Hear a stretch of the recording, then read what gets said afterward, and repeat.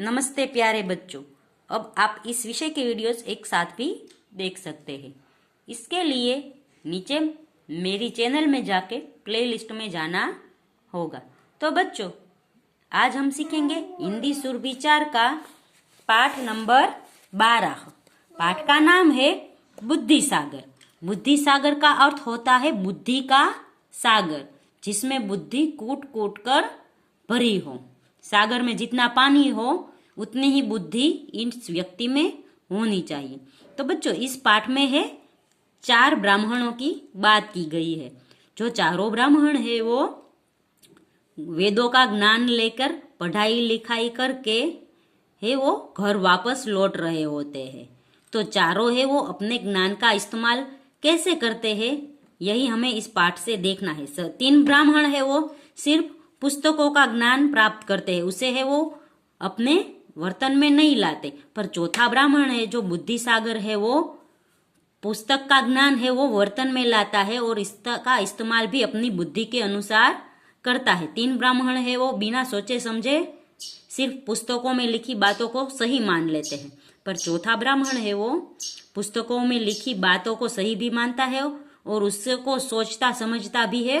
वो रटता नहीं। तीनों ब्राह्मण है वो सिर्फ उसके गुरुदेव पढ़ाते थे तो वो रट लेते थे। पर चौथा ब्राह्मण है वो सिर्फ उससे रटता नहीं पर उसे समझता भी है। फिर तीनों ब्राह्मण है वो मुश्किल में पड़ जाते हैं, तो ये चौथा ब्राह्मण बुद्धि सागर उसे कैसे बचाता है, हमें इसी कहानी से देखना है। किसी समय काशी विद्या का केंद्र मानी जाती थी। वहां एक ही गांव के 4 लड़के एक साथ पढ़ रहे थे। उनके नाम थे ज्ञान सागर, विज्ञान सागर, विद्या सागर और बुद्धि सागर। पहले 3 जो पढ़ते थे उसे रट तो डालते पर समझने की कोशिश जरा न करते। बुद्धि सागर जो पढ़ता उसे ठीक से समझ लेता था। तो बच्चों, काशी में है वो ये 4 ब्राह्मण पढ़ने गए थे। चारों ब्राह्मणों के नाम ज्ञान सागर, विज्ञान सागर, विद्या सागर और बुद्धि सागर थे। इनमें से 3 थे जो ज्ञान सागर, विज्ञान सागर और विद्या सागर, वो सिर्फ जो पढ़ाते थे वो रट लेते थे, उन्हें समझने की कोशिश नहीं करते थे। पर चौथा बुद्धि सागर था, वो उसे रटता नहीं था पर समझने की कोशिश करता था। शिक्षा समाप्त कर चारों एक साथ गांव की ओर चले। फिर उसकी शिक्षा समाप्त हुई तो चारों अपने गांव जाने लगे। अभी थोड़ी दूर चले होंगे कि सामने से चौराहा आ गया। चौराहा यानी 4 रास्ते। जहाँ 4 रास्ते पड़ते हैं उसे हम चौराहा कहते हैं। वे तीनों तय न कर सके कि उन्हें किस रास्ते पर जाना चाहिए। तो वो तीनों है वो तय यानी निश्चय नहीं कर पाए कि उन्हें किस रास्ते पर जाना है। क्योंकि पहले तो हमारे यहाँ मैप नहीं होता था, फिर वो माइलस्टोन के पत्थर भी नहीं होते थे, जंगल होता था। तो इन चारों को पता नहीं था कि कौन से रास्ते से उसका गांव आएगा। उनमें से एक बोला, चिंता की बात नहीं, आखिर हमने जो इतना पढ़ा है वह किस दिन काम आएगा। तो इनमें से एक बोला कि हमें जो इतना बड़ा पढ़ा है तो वो किस दिन काम आएगा। हम है वो इस पढ़ाई को अभी यहाँ उपयोग में लाते हैं। मैंने पुस्तक में पढ़ा है बहुत से लोग जिस राह पे चले वही राह ठीक है। तो यहाँ पर एक है वो बोलता है कि बहुत से लोग जिस राह पर चले वो राह ठीक है। तो इसका मतलब होता है बच्चों कि सभी लोग है वो हमेशा सही राह पर चलते हैं। इसलिए हमें यह सोचना है कि सभी लोग है वो किस राह पर चलते हैं। तो यहाँ पर है वो उल्टा मतलब निकालता है। वो कैसा मतलब निकालता है देखिए। इसलिए जिधर बहुत से लोगों के पांव के चिन्ह जाते हैं दिखाई दे, हमें भी उधर ही जाना चाहिए। बुद्धि सागर ने उन्हें समझाया कि उधर मत जाओ, पर तीनों ने उसकी एक न मानी। बुद्धि सागर अकेला पास के गांव में जा पहुंचा और खा पीकर सो गया। बुद्धि सागर है वो सोच समझकर उसने कहा कि भाई अभी हम घर नहीं जाएंगे, कल जाएंगे रास्ता पूछकर। तो वो तीनों नहीं माने। तो बुद्धि सागर तो गांव के में जाके खा पी के सो गया। पर ये तीनों है वो कहाँ जा पहुंचे देखे। उधर उस रास्ते पर चलकर वे तीनों स्मशान में जा पहुंचे। स्मशान में जब लोग मर जाते हैं तो उसको जलाने के लिए ले जाते हैं, तो जलाने के लिए ले जाते हैं तो एक साथ कई सारे लोग उसके साथ जाते हैं, इसलिए उन तीनों ने कई सारे पैरों के निशान देखे और उसने पढ़ा था कि कई सारे लोग एक साथ जाए वही रास्ता सही है, पर ये उसने गलत पढ़ा था क्योंकि उसने समझा नहीं कि ये ऐसा गुरुजी ने क्यों कहा। उस समय वहां एक गधा लोट लगा रहा था, यानी एक गधा है वो धूल में इधर उधर घूम रहा था, यानी पूरा शरीर धूल हो गया था। उनमें से किसी ने तब तक गधा नहीं देखा था, तो तीनों ने सिर्फ अभी तक पुस्तक ही पढ़ी थी और गुरुजी के पास ज्ञान लिया था। उसने कभी भी गधा नहीं देखा था, इसलिए उसको पता नहीं कि इसे हम गधा कहते हैं।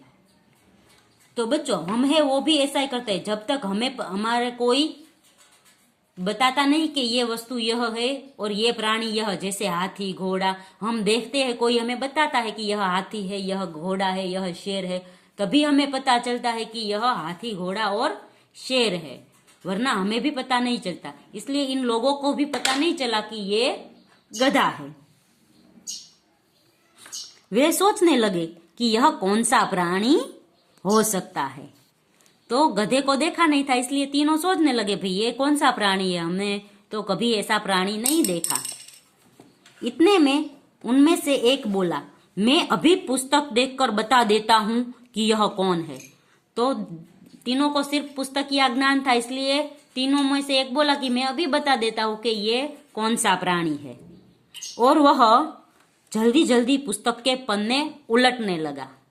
हाँ, यह देखो, इसमें लिखा है कि न्यायालय और स्मशान में जो साथ रहे वह बंधु होता है। बंधु यानी मित्र।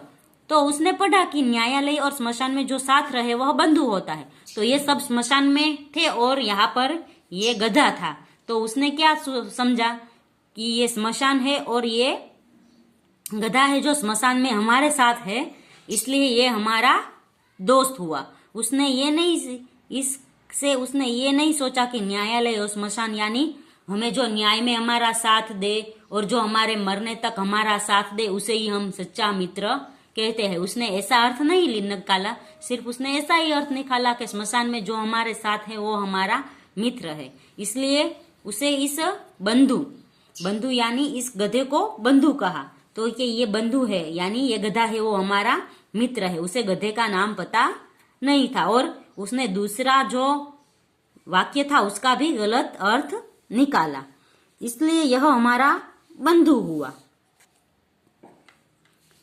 तीनों गधे से गले मिल ही रहे थे कि इतने में भागता हुआ एक ऊंट आ पहुंचा। इन बेचारों ने ऊंट को देखा तो हैरान रह गए, यह कौन सा जीव आ गया। तो बच्चों, गधा है, गधे को उसने बंधु समझ लिया। फिर आगे दौड़ता दौड़ता ऊंट आया, तो उससे ऊंट कभी भी नहीं देखा था वो सब सोचने लगे अब ये जीव कौन सा आ गया, ये तो बंधु है पर ये कौन सा जीव है। तभी इनमें से एक ने फिर से पुस्तक में ढूंढा और कहा, अरे पहचान गया इसे, यह तो धर्म है।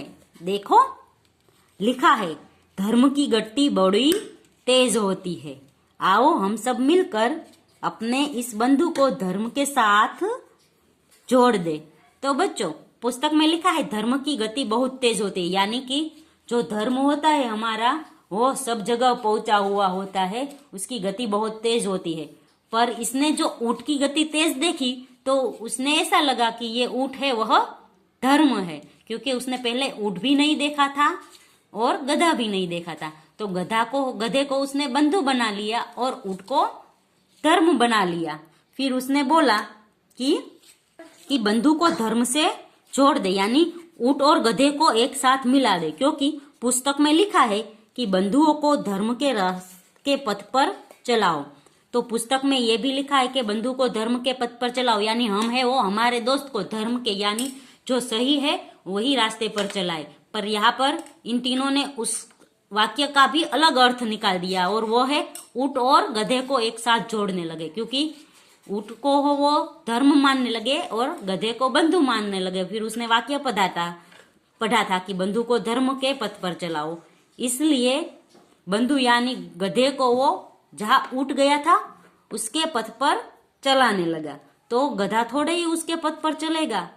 ऐसे ही तीनों है वो सिर्फ पढ़ता, तीनों ने सिर्फ पढ़ा ही था, समझा नहीं था, क्योंकि ये वाक्य है वो समझने के लिए बहुत ही कठिन होते हैं। पर तीनों ने सिर्फ रट डाला था कि भाई बंधु को धर्म पे के रास्ते पर चलाओ, फिर धर्म की गति तेज होती है, ये सब उन्होंने सिर्फ पढ़ा था, पर उसको समझ में नहीं आया था। इसलिए उन्होंने धर्म को और बंधु को जोड़ना चाहा। फिर बंधु को यानी गधे को धर्म के यानी ऊँट जहां गया था उस रात पर चलाना चाहा, पर ऐसा नहीं हो सकता। वे लोग ऊँट को पकड़कर गधे की गर्दन में बांधने की कोशिश करने लगे। तभी ऊँट वाले ने पहुंचकर उन्हें वहां से भगा दिया। तो लिखा था कि धर्म को और बंधु को साथ जोड़ना चाहिए, यानी धर्म के रास्ते पर चलाना चाहिए। तो ये दोनों को जोड़ रहे थे, तभी ऊँट का मालिक आ गया और तीनों को भगाया। तो बच्चों, आज के वीडियो में हम यहाँ तक की पढ़ाई करेंगे। अगले वीडियो में इसके आगे की पढ़ाई करेंगे। तब तक के लिए गुड बाय, टेक केयर।